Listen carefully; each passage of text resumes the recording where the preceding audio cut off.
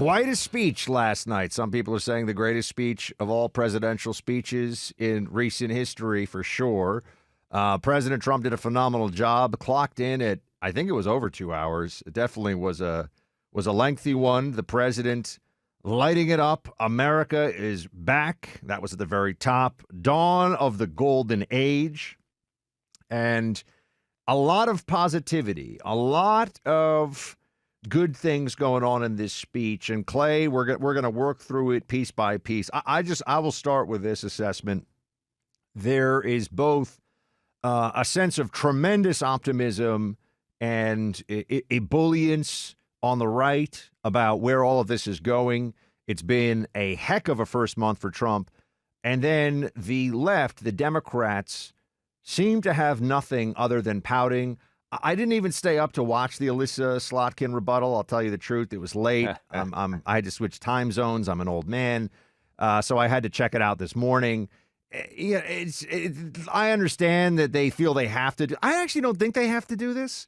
I think that this is an outdated model. But the bigger thing from the Democrats wasn't just the incredibly wimpy response, worthless, really, forgettable response officially to Trump's address to Congress, but the childishness of the Democrats in attendance does deserve some of our attention, because all of you are familiar with the massive accomplishments of Trump's first term, of Trump's now first month of his second term, and the plans for the future are incredibly exciting for those of us who want to see this golden age unfold, who want to see America at its absolute best. Democrats are having a tough time with that whole concept. You had one congressman have to be escorted out of the chamber, which is not a good look. We'll discuss. This is not something that the Democrat Party should be okay with.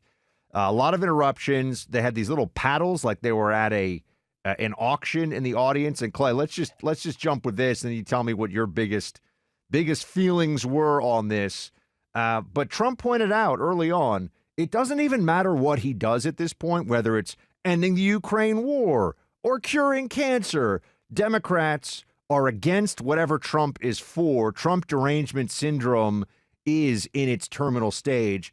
Play clip 18 here. This is my fifth such speech to Congress. And once again, I look at the Democrats in front of me, and I realize there is absolutely nothing I can say to make them happy or to make them stand or smile or applaud. Nothing I can do. I could find a cure to the most devastating disease, a disease that would wipe out entire nations, or announce the answers to the greatest economy in history, or the stoppage of crime to the lowest levels ever recorded. And these people sitting right here will not clap, will not stand, and certainly will not cheer for these astronomical achievements. They won't do it, no matter what. Five times I've been up here. It's very sad, and it just shouldn't be this way. Clay, Trump was having fun.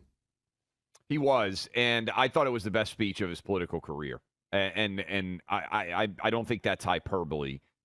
Much of it, if you strip away the politics, really boiled down to basic common sense. And I guess my biggest takeaway last night, Buck, was Democrats did what they would have said was impossible. They made Trump look like the adult in the room.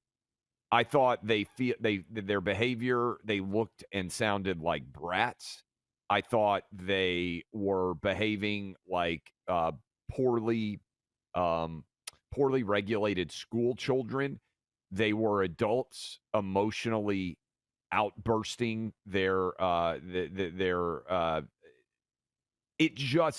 it felt like the Democrat Party to me was on a suicidal mission to destroy its brand.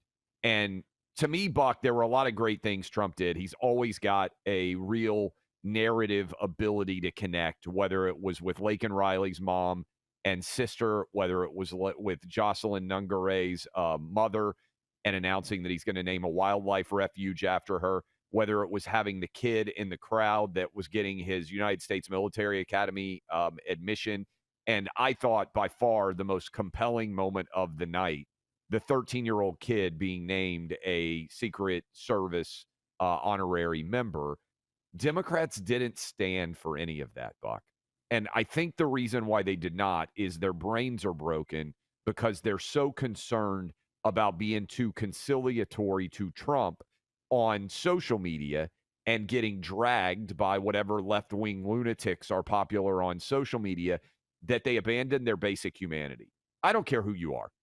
When that 13-year-old kid who survived brain cancer stood up and gave a hug to the Secret Service agent, you should have almost wanted to cry or cried. If you are just a basic, normal human being with complete control of a normal life, that was a moment where it was hard to, even if you're a guy, where it was hard not to feel a bit emotional. And Buck, what stood out to me, maybe most of all, I watched that awful. You woke up and watched it this morning, which, by the way, I think is worse. Start off your morning watching. At least I had some coffee. I had some Crockett to take care of it. But what is the number one criticism that you would have of Trump if you were a Democrat? Probably that he oftentimes behaves in an emotional fashion and isn't always acting like an adult. They took the worst criticism they have ever had about Trump. Leave aside the Hitler stuff, but just his deportment, right? The way he carries himself. And they were far worse. And I thought with Slotkin's speech, Buck, we know Trump has men, white, black, Asian, Hispanic. The polls are out there, 60-40 approval, 57-43, double-digit approval. The younger the men, he's got them even more. I thought Trump actually, Buck, really did a phenomenal job of connecting with women. And I think there were a lot of women out there that if you had heard from MSNBC or New York Times that this guy's Hitler, they were watching and they kept waiting for some awful shoe to drop. And he was phenomenal the whole way. Last thought, he waited till the very end to talk about foreign affairs. I think he spoke for the longest ever. 100 minutes, I think, was the final tally. Longer than anyone ever spoke. Probably an hour and a half of that was all American-focused policies. And then at the very end, he talked to Ukraine. He talked the Middle East. I thought it was a home run. I don't know that we have seen a better version of Trump than what we saw last night. And I think Democrats are starting to panic because they have no answer for him. Well, they looked pathetic last night. And I really mean that. When you have somebody who in the very opening is just being flagrantly disrespectful to the president of the United States. Inexcusably so. Yes. There's nothing you can say about that other than he's acting like a street communist, a community organizer. I mean, he was acting like some guy from Code Pink who is shrieking in the back of a congressional hearing, except he's a member of Congress, and this is a joint address to Congress. So that's pathetic. The little paddles that they held up in the audience made them look silly. Made them look effeminate and weak and preposterous. I mean, the whole thing was an absurdity. And on the issue of women and the narrative right now, and who I think is doing a better job or who's in a better position with it, we've discussed this. Democrats got a little extra boost for themselves because of the fear-mongering around abortion in the midterms, right? We know that they were able to use that to greater effect in the midterms in after Biden's first couple of years. But now it's gone to the states, and Democrat states have incredibly, I was just in Colorado, which has a barbaric abortion law for the state of, it is all 9 months, by the way. It's officially all 9 months of a pregnancy. But the states have been able to do what they should have done in the first place from a constitutional perspective, which is address this issue. And on the other side of it, Democrats, and this came up last night specifically, Democrats are the ones who keep saying, I want large, hairy men to be able to play against your high school or college-aged female athlete daughter or sister. I want that to happen. When they have somebody in the audience who is a female athlete who had brain damage from this would be like, Clay, if somebody who was 20 was on the football field with a kid who's 12 and paralyzed him. I mean, everyone would think that was a horrible and monstrous thing, right? Like, what are you doing as a 20-year-old playing? Well, the male-female differential isn't that far off from that, especially in a contact sport. Yeah. And Democrats are all in. We just saw the Senate Democrats all voting against protection for women in sports. So I think actually the Republicans have the issue that they can club the other side with. They can spike the volleyball in the face of the Democrats on this one. They can go after them in a way that's far more aggressive. And I think that the whole thing is falling apart for Democrats. Alyssa Slotkin? Does anyone think that Alyssa Slotkin is the future of any party? No, she's not. She doesn't have any of the political skills, doesn't have the whole thing is appalling, honestly. And I think that we saw last night, you got one side that wants America to be fantastic, and the other side just wants to sit and pout and act like children. And if you were watching that, and by the way, this is not just our take. 69% of CNN viewers found Trump's speech to be very favorable. 76% of CBS News. All of the numbers rolling in are rave. And I just, Democrats could have been somewhat reasonable. They could have clapped for a 13-year-old cancer patient who survived. They could have clapped for Laken Riley's mom and sister when they were standing. They could have clapped for Jocelyn Nongare or the U.S. Military Academy cadet. Which, by the way, the 13-year-old walked over and gave him a handshake, which was just perfect and authentic and real. And I think really what ultimately this comes down to is Democrats are supremely fake, and also the party of super old people.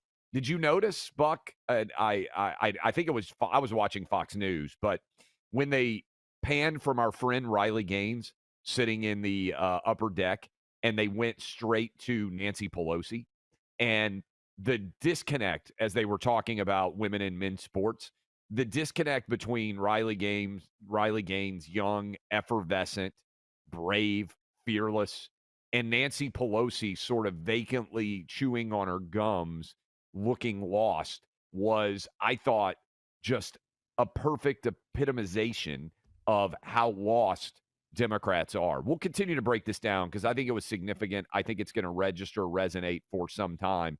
But last night was an incredible show of support for our military, firefighters, and police officers. Law and order, once again, a top priority at the border and throughout the country. Since 9/11, the Tunnel to Towers Foundation has been supporting America's greatest heroes and their families. The effort's now in its 24th year to provide forever security to the families of fallen soldiers and first responders who have lost a loved one in the line of duty. Heroes like firefighter James Dickman, passionate about fire safety, aspired to do everything in his power to keep his community and fellow firefighters safe. While responding to an apartment fire, James and his crew tried to save people thought to be trapped inside. When the situation escalated, James wasn't able to escape. He perished in the blazing inferno. Cause of the fire, arson. James leaves behind his loving wife, Jamie, children, Paige, and Grant. Tunnel to Towers gave the Dickman family the gift of a mortgage-free home. Jamie is grateful to Tunnel to Towers and to caring friends like you for lifting the financial burden of a mortgage off her shoulders. Donate $11 a month to Tunnel to Towers at T2T.org. That's T, the number 2, T.org.